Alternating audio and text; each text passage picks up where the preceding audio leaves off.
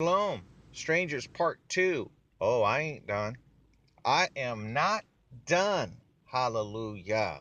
Yes, Part 1, now Part 2. The continuation. Hallelujah. Y'all thought it was over? Nope. It's still on. And it is on right now. So we are in Second Chronicles and chapter 6. Yes, it's Solomon's prayer. We all know who Shlomo is, right? We all know who Solomon is. Shlomo. Yes, we know who he was. He was a king. Yeah, that's right. Melech, a king of Yisrael. And he had a prayer that went out to the Most High. And it's documented and recorded. Yes, in the book, the Torah. That's right. So let's see what his prayer, an Israelite king, Hebrew king, has to say about the strangers and the foreigners. Hallelujah. So let's go to Second Chronicles chapter 6, verse starting at 31, and then we'll shoot into 32 and C. Then, as long as they live in the land that you gave to our ancestors, they will fear you and follow you. People who are not Israelites will come from distant countries because of your great name, the Most High's great name, Yahuwah, the Yud He Wah He. Hallelujah. When they come to pray facing this temple, then hear them in the Shamaim, heaven, the place where you live. Hallelujah. Do everything they ask you, so that all the people of the world, who? All the people of the world may know your name, Yahuwah. Hallelujah. And fear you like your people, Israel.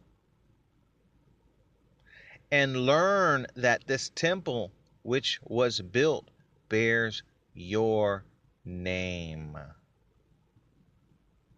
Hallelujah.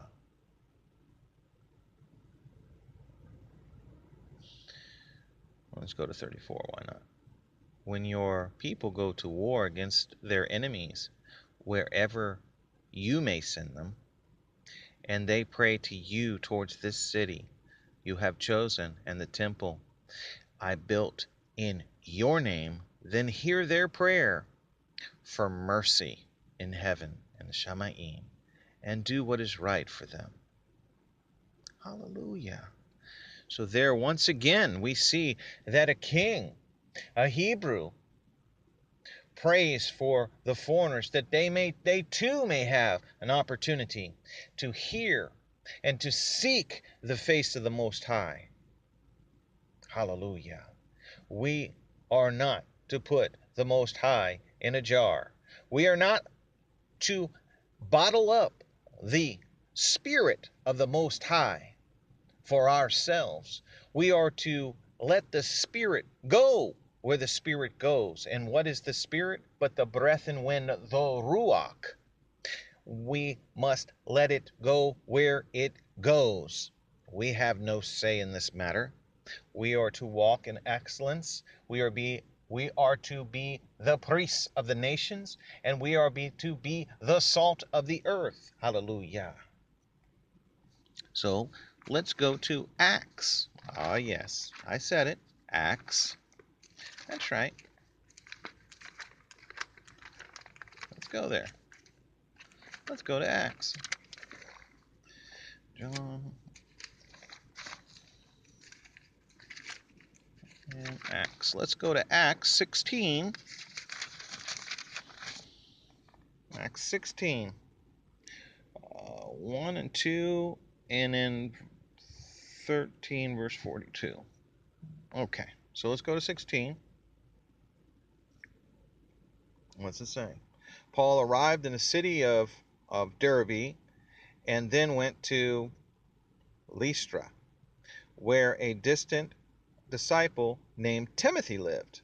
Timothy's mother was a Jewish believer, but his father was a Greek. Now listen to that for a moment. Because in Hebrew, it's you are what your father is, right? So you're whatever you're now. Today, Israel says that you need a Jewish mother, and that makes you Jewish. But the Most High says it's your father's lineage. Okay, so your father's lineage is whom you are. So don't try to put that he was a Hebrew at one time and it was cast out or left or he was scattered. No, it doesn't say that. It doesn't say it in the Greek. It doesn't say it. It doesn't say it in the English. It doesn't say it. It doesn't say it. So don't interject things that aren't there into the word to make your point. See, that's adding to the word. And it says don't add or take away, does it not? So let's see what it says. Timothy's mother was a Jewish believer, but his father was a Greek. And Paul, we know who Shaul was. He was a very learned man in the word and Torah and Tanakh, and wanted Timothy, who gave his life as well for the cause, right? And he said, Paul wanted Timothy to go with him, so he circumcised him. See, Timothy wasn't circumcised because that wasn't the way of the Greeks. It was people that lived outside of the Israelite way, right? He wasn't circumcised, right? So he was so he circumcised him before because of the Jews, because of the real Hebrew Israelites that lived there, who lived in those places, and because he knew Timothy's father was a Greek. So stop the nonsense, folks. As they went through the cities, they told people about the decisions that the apostles and spiritual leaders in Jerusalem had made for the people. So the churches, the congregations, were strengthened in faith and grew in numbers every day. Isn't that something? Hallelujah. That's right. So I believe we got to go back to 13 and check something out. Let's see what it is. I may be wrong, but let's check it out. I think it's 13 verse 42. I think 13, 42, 13, 41. Let's see. Look, be careful. Oh, okay, let's go to 40. Be careful, or what the prophet said may happen to you. Look, you mockers, be amazed and die. I am going to do something in your days that you would not believe, even if it was reported to you. As Paul and Barnabas were leaving the synagogue, people invited them in to speak on the subject the next day of worship. When the meetings of the synagogue broke up, many of the Jews and converts followed Paul and Barnabas. Paul and Barnabas talked with them and were persuading them to continue trusting in Yah's goodwill. Then on the next day of worship, almost the whole city gathered to hear Yah's word. When the Jews, the Hebrews, saw the crowds, they became very jealous. They used insulting language to contradict whatever Paul said. But Paul and Barnabas told them boldly, we had to speak the word of Yah to you first.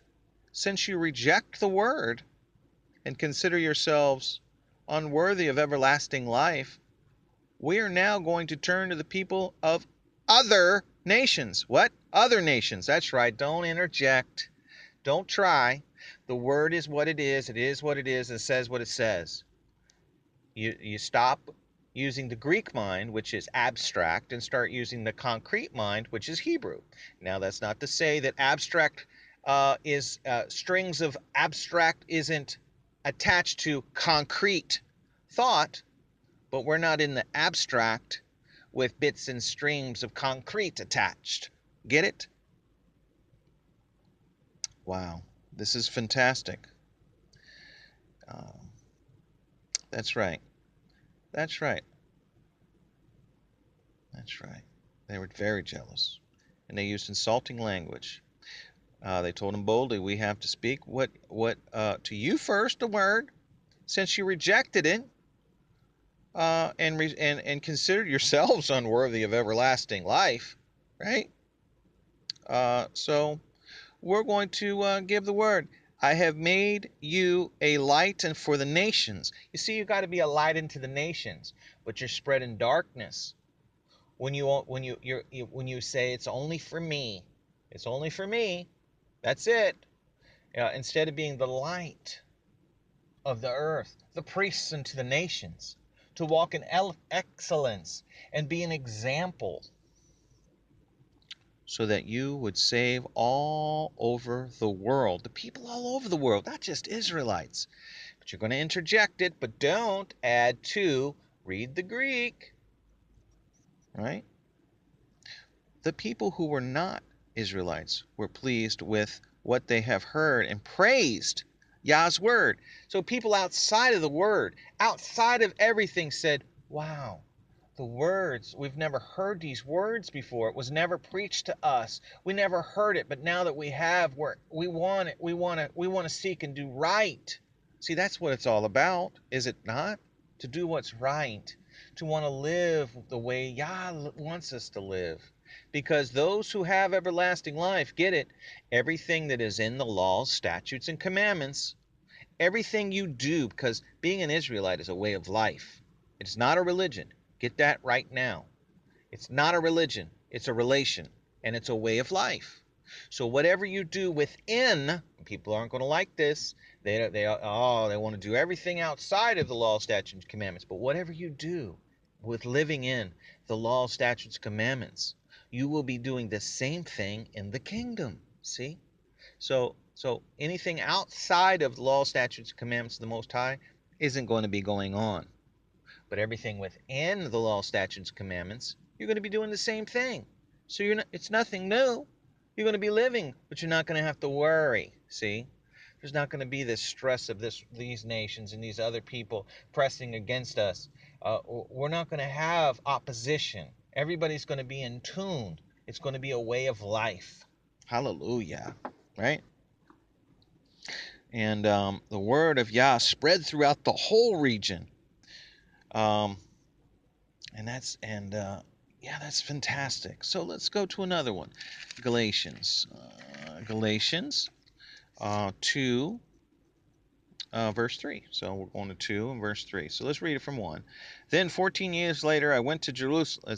Paul was accepted as an apostle by the leaders in Jerusalem. Then 14 years later, I went to Jerusalem again with Barnabas. I also took Titus along. I went in response to a revelation from Yah.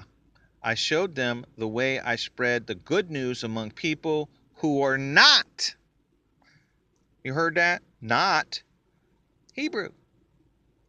I did this in a private meeting with those who recognized as important people to see whether all my efforts had been wasted. See, this is something this was new, because we're talking, spreading the good news, spreading the word of the Most High. Now it's time to do the work, to get out there and start spreading the news, spreading the word of the Most High, and not just keep it in Israel, but go beyond Israel to the outskirts of the whole earth. Hallelujah. To get the word out. And yes, and I did this, and Titus with me. Also, he was a Greek. No one forced him to be circumcised. So nobody forced this guy to be circumcised. He said, I'm in. Right? I don't know what this was. We'll go keep a little. False Christians were brought in.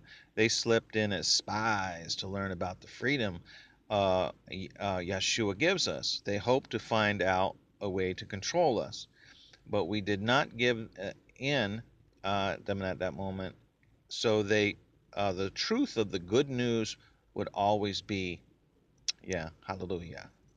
So now we see that right there, once again, we see another person that's not of Hebrew, wasn't circumcised. No, he wasn't. This person, Titus, was not a Hebrew. Don't intercede that. Don't put that in there. Another father being of a Greek from another nation. Okay, there we go. Okay, so let's see. Yeah, once again. So John, let's go to John. Let's see what let's see what John has to say. Let's see John. Daniel, I'm already in John. Matthew, Mark, Luke, and John. Let's get over here. Mark, Luke, and John. Yeah, we're just hanging out today, aren't we?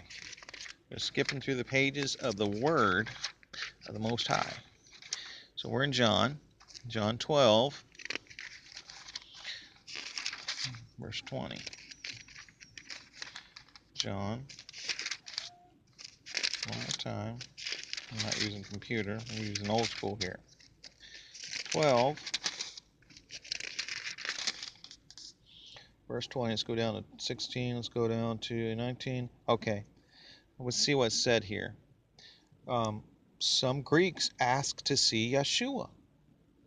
Some Greeks were among those who came to worship during the Passover festival. See, there was people that wanted to be a part of Israel. They were outside, as always.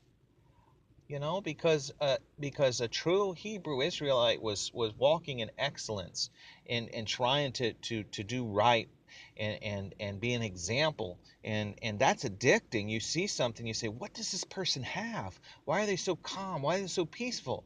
What are you doing? I worship the Most High. What do you mean? Who's this Most High? His name is Yahuwah, the Yud-He-Wah-He. Let me explain. See, that's how it works. Some Greeks were among those who came to worship during Passover. They went to Philip, who was from Bethsaida in Galilee, and told him, Sir, we would like to meet Yeshua. Philip told Andrew, and they told Yeshua. And Yeshua replied to them, The time has come for the Son of Man to be glorified. I can guarantee this truth. A single grain of wheat doesn't produce anything unless it is planted in the ground and dies. If it dies, it will produce a lot of grain. Those who love their lives will destroy them, and those who hate their lives of this world will guard them for everlasting life. Those who serve me must follow me. My servants will be with me for whenever I will be. And if people serve me, the Father will honor them too. Hallelujah. So this is saying that, I mean, this is a lot of people wanted to come. They wanted to see, who is this Yeshua? He speaks the Most High puts words in his mouth, and he speaks honey. He speaks sweet. These things that it speaks directly to our hearts. And we want to change. Hallelujah. And let's go to Isaiah.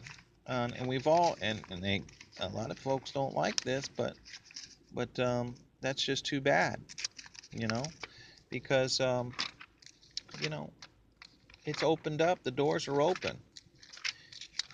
There was a time that we went to a congregation, and they used to do this thing if you weren't there on time, or my mom my mom needs a little assistance sometimes, and we can't walk very fast, and we're steady though, and we're making our way to the door, and they were guarding the door. These folks at this place wouldn't allow us in, and we had to literally peek through. It was saddening, because we wanted to be a part of this prayer and this love and this singing, but they would guard the door. Imagine that. They would stand in front of the door and wouldn't allow us anybody in. And then but somebody came out. Somebody for some reason, they went out the door, and we pushed the guy out the way because the door opened and somebody left. We went in. It was our chance. So, and we took it. See, the door opened, we went in. We could have stood there and said, "Oh, he told us not to go." No, no. We want to be in where the presence of the Most High is, and we used that moment. We didn't wait a second. We went, boom. We were in the door. It was nothing they could do then. We were in, and we took our seat. We took our seat humbly, but we took a seat and we started praising the Most High. But Isaiah 56, people don't like to hear this. You know who you are. You don't like to hear it. Too bad. Verse 2.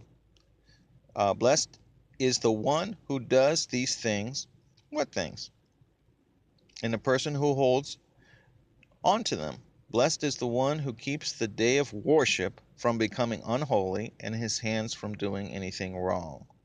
Foreigners, foreigners, what? Foreigners who? Foreigners who have joined Yahuwah should not say Yahuwah will separate us from his people. Let me read that again. We shouldn't say that Yahuwah will separate us from his people. Should you say Yahuwah will separate us from his people? Should you say it? Or should I say it? Castrated men even. Men that's been eunuchs. Men have lost their stuff. You know what I'm talking about. They got the snip. We're only dead trees. Yahuwah says, I will remember even you, the castrated men, those who keep my days of worship and choose what pleases me and is faithfully observant of the conditions of my what? Promise. Right? Inside my house. Whose house? The Most High's house. Israelites' house? No. Most High's house. Jewish house? No. Moor's house? No. Muslim house? No. What house? The Most High, the creator of the universe, the master of all's house. Within my walls, whose wall? Most High's wall. I will give them something better than sons and daughters. Oh, if that don't make some folks jealous, I don't know what will. I will give them a monument, a name. I will give them a permanent name that will not be forgotten. And I will remember the foreigners. Who? Foreigners who have joined Yahuwah to worship him, to love Yahuwah's name, and to be his servants. Hallelujah. All of them that keep the day of worship from becoming unholy and will faithfully observe the conditions of my promise, then I will bring them to my holy mountain and make them happy, joyful, loving, beautiful. Hallelujah. In my house of prayer, their burnt offerings and their sacrifices will be acceptable on my altar. Whose altar? Yes, the Most High's.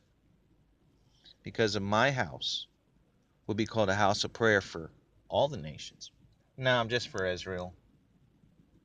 No, just for Israel. No, all nations. No, just for in Jerusalem. No, all nations. Just on the continent of Africa. No, all nations. United States? Nope, all nations. Throughout the entire world? All the nations. Yahuwah, who gathers his scattered people of Israel, declares, I will gather still others beside those I have already gathered. Hallelujah. So he's going to gather and keep gathering, and those folks that want and seek the Most High, he accepts. Hallelujah. This is amazing, folks, because don't get it wrong, because people out there want to divert, and there are the synagogues of Satan, those folks that want to tell folks that they have no place, that this isn't for them. And there are folks out there that it isn't for.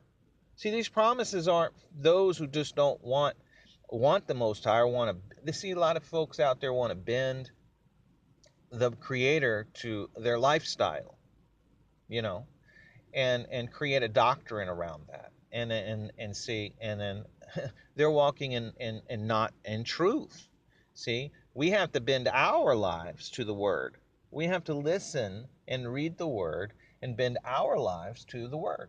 See, and but there are folks out there that just this isn't going to they just don't want a part of it. They don't want the Most High. They don't want His rules, statutes, and commandments. They don't want everlasting life. They don't want it. They want life now. They'll do what they want now, and then they won't be doing anything later. And we'll try our damnedest, our best as we can, to do within the law, statutes, commandments, and live the life so we can get used to living this way, because that's the way you will live in the kingdom. See, anything outside that isn't going to happen. Within the commandments, statutes, and laws, that's what's going to go on in the kingdom. So if you're getting used to it now, you'll be doing the same thing you were here later. Shalom. I just wanted to get this out, folks, because we have some people out there that just are trying to vex the foreigner, to go against the word of the Most High. They put their feelings first, their mind, their own selves first. They get in front of the word. And they could lead folks down a bad road, but get it, those folks are thrown into a lake of everlasting fire and damnness and separation from the Most High, because they stopped somebody that could have done something so good for someone. They could have changed their lives for the better, and they could have walked with the Most High, and they could have been used in some way and been at a place where they needed to be, to save a life, to possibly do something special for someone, maybe to give a meal, whatever it might be. It could be a healing, could be anything, but you got in the way of that. See, you step in the way of that. That's blood on your hands. And you can be all self-righteous if you want to, but you're stained with death, because you could have been in a place to save somebody's life, but now you're not going to be there, or that person, I should say, isn't going to be there. And now that they're not there, that person dies. That's on you. That person that you saved was going to save someone else, was going to heal someone else. Maybe that person's person that you saved, or you did something nice for, someone. It's just endless. It just goes on, and we got to be careful, because when you throw a stone in a lake, does it make a splash? Yes, but it also makes waves, and those waves travel to the banks of the river, and dirt goes into the lake. But not only that, the rock will fall to the bottom of the lake, right? But not only that, it takes up space now.